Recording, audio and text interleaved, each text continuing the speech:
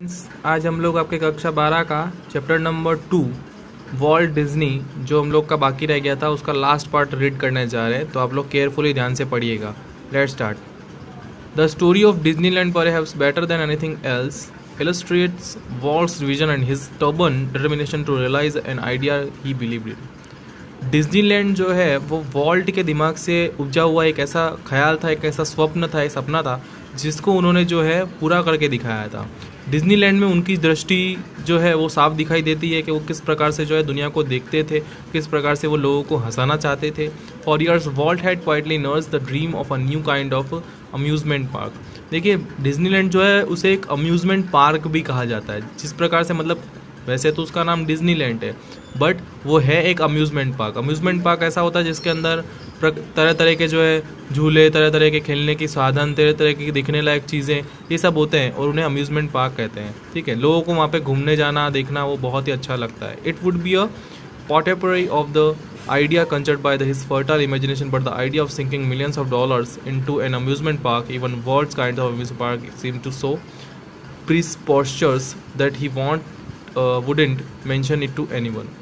But इतने बड़े amusement park में एक मतलब कि मिलियंस ऑफ डॉलर्स यानी कि करोड़ों अरबों रुपए लगाना और उसको बनाना जो है कोई भी चाहता नहीं था। यानी किसी के मन में ऐसा ख्याल नहीं आया था कि एक अम्यूज़मेंट पार्क में इतना पैसा लगाना चाहिए, क्योंकि आई थिंक डिज्नीलैंड जो है आई थिंक वो बहुत सबसे बड़े लेवल पे पहला अम्यूज़मेंट पार्क जो था वो दुनिया का वही था। तो वॉल्ट चाहते थे कि भाई जितना भी पैसा लगे, कुछ भी लगे, बट उनको वो अम्यूज़मेंट पार्क जो डिज्नीलैंड है वो बनाना है। वो चाहते थे कि लोग खुश हों, लोगों के चेहरे पे स्माइल आए, खुशी आए, उसके अलावा उनको कुछ भी नहीं चाहिए था। ही जस्ट क्वाइटली बिगन प्लानिंग। उन्होंने जो अपनी प्लानिंग है वो चालू ही रखी, उसे बंद नहीं किया। As usual though he infuse all of us with his own enthusiasm when he finally told us about the project. अंत में जब उन्होंने बताया सभी लोगों को, अपने साथियों को, अपने पार्टनर्स को कि कैसा वो एक प्रोजेक्ट बनाना चाहते हैं, डिज्नीलैंड बनाना चाहते हैं, उसके बारे में someone asked Walt how should the Disneyland look. तो उनमें से एक व्यक्ति ने पूछा कि आप बताइए कि डिज्नीलैंड दिखेगा कैसे, दिखने में कैसा होगा वो। Quick came the reply it should look the nothing else on the this earth. Walt ने केवल इतना ही कहा कि पूरी दुनिया में डिज्नीलैंड जैसा कोई दूसरा अम्यूज़मेंट पार्क नहीं होना चाहिए, यानी कि सिर्फ और सिर्फ दुनिया में वो अकेला ही ऐसा होगा जो वैसा अम्यूज़मेंट पार्क होगा। Quick came the reply. It should look like nothing else on this earth. Predictably, we had trouble raising money, but Disneyland didn't open in July 1955. Vault ने कहा कि मैं मानता हूँ कि हमारे पास में पैसों की थोड़ी कमी है, पैसों की प्रॉब्लम है, परंतु हम लोग इस डिज्नीलैंड को जो है 1955 यानी कि 1955 तक जो है उसको शुरुआत करके ही रहेंगे, उसे चालू करके ही रहेंगे। Since that first day millions of people have flocked to see the unique creation of Walt imagination. और उन्होंने जो वो अपना कार्य था वो पूरा करके दिखाया। 1955 डिज्नीलैंड को शुरुआत करके दिखाई। उन्हें ये भी नहीं पता था कि वो डिज्नीलैंड में पहले ही दिन मिलियंस ऑफ पीपल यानी करोड़ों लोग जो है आके उसको देखने आएंगे और करोड़ों लोग की भीड़ जो है वहाँ पे जमा हो जाएगी। और वही हुआ, इतने सारे लोग उस यूनिक क्रिएशन को यानी कि इस अद्भुत अजूबे को देखने के लिए वहाँ पे पहुँच गए। Like a kid with a new toy, the biggest Chinese toy in the world. बच्चों के लिए तो मान लो कि सामने जीता जागता इतना बड़ा एक खिलौना था जो कि वॉल्ट ने खड़ा कर दिया था सबके सामने। Walt used to wander through the park staring as happily as any tourist.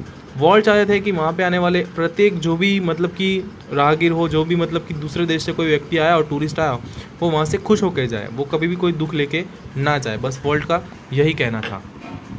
The overwhelming success of Walt's crazy idea triggered a dramatic about face in the Disney fortunes. Yet success never change Walt, he remained the simplest of man. इतना बड़ा amusement park खुलने के बाद और उसको success मिलने के बाद भी वॉल्ट ने जो है अपना सादापन, अपना साधारणपन कभी छोड़ा नहीं। वो एकदम सिंपल व्यक्ति बन के ही रहते थे। जिस प्रकार से वो पहले सबसे बात किया करते थे वैसे ही वो अब भी सबसे बात करते थे। जिस प्रकार से वो पहले जो है सबको हंसाने के बारे में सोचते थे, अब भी वो सबको हंसाने के बारे में सोचते थे।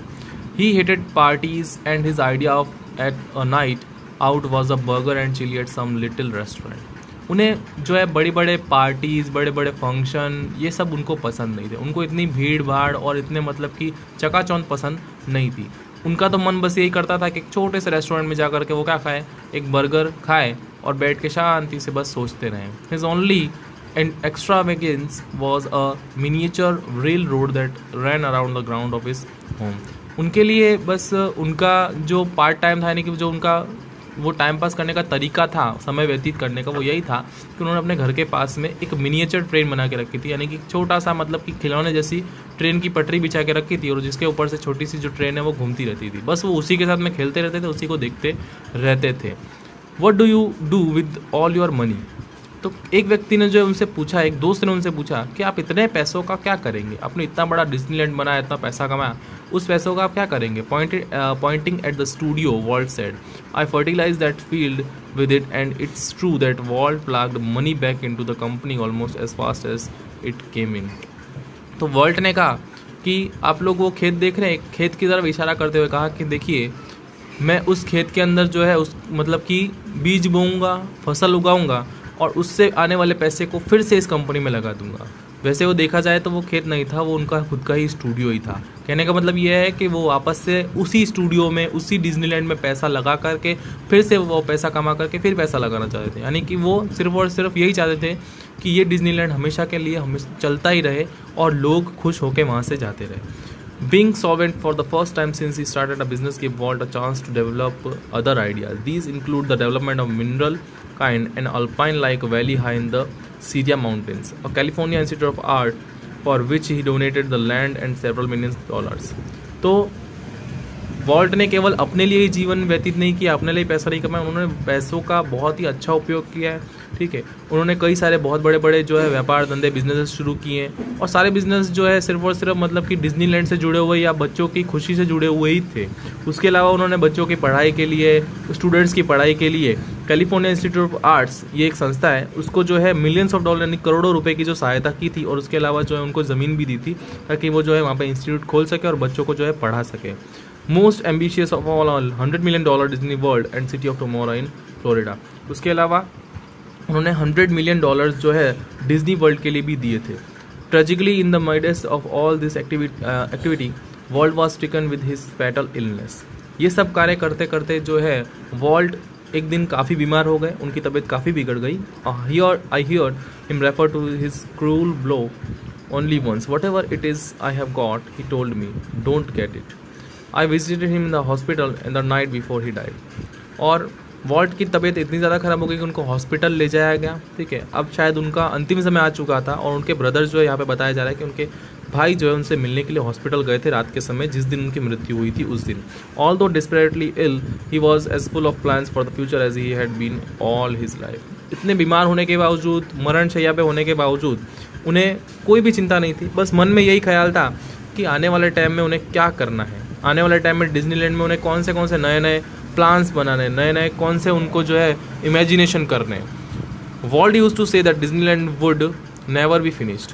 वॉल्ट ने उनके भाई को यही बात की कि जो डिज्नीलैंड है वो कभी भी जो है ख़त्म नहीं हो सकता है, यानी कि वो कभी भी मेरे साथ, मैं भले ख़त्म हो जाऊँ पर डिज्नीलैंड हमेशा रहेगा, and it will never will. I like to think to that Walt Disney influence will never be finished. और उनके भाई का भी यही मानना था कि जो वॉल्ट ने जो डिज्नीलैंड बनाया था, जो छवि बनाई थी, जो बच्चों के लिए खुशी का एक जरिया बनाया था, वो कभी भी ख़त्म नहीं हुआ है और ना ही हो सकेगा। That through his creation, future generation will continue to celebrate what he once described as. आने वाली अनेकों पीढ़ियाँ जो है इस डिज्नीलैंड का आनंद उठाती रहेगी, उसे देखती रहेगी जो कि वॉल्ट ने बनाई है। That precious, ageless something in every human being which make us play with children's toys and laugh at silly things and sing in the bathtub and dream. Walt का कहना यही था कि प्रत्येक व्यक्ति के अंदर, हर इंसान के अंदर एक छोटा बच्चा होता है उसके मन के अंदर, और उस बच्चे को खुश करने के लिए, उसे बाहर निकालने के लिए ही उन्होंने जो डिज्नीलैंड है वो बनाया। क्योंकि उनके अनुसार हर व्यक्ति को जीवन में जो है एक बच्चे की तरह, एक समय में आकर के एक बच्चे की तरह खेलना कूदना, हंसना और खुश होना ज़रूरी है। यही असली ज़िंदगी है, यही असली लाइफ है, ऐसा वर्ल्ड का कहना था।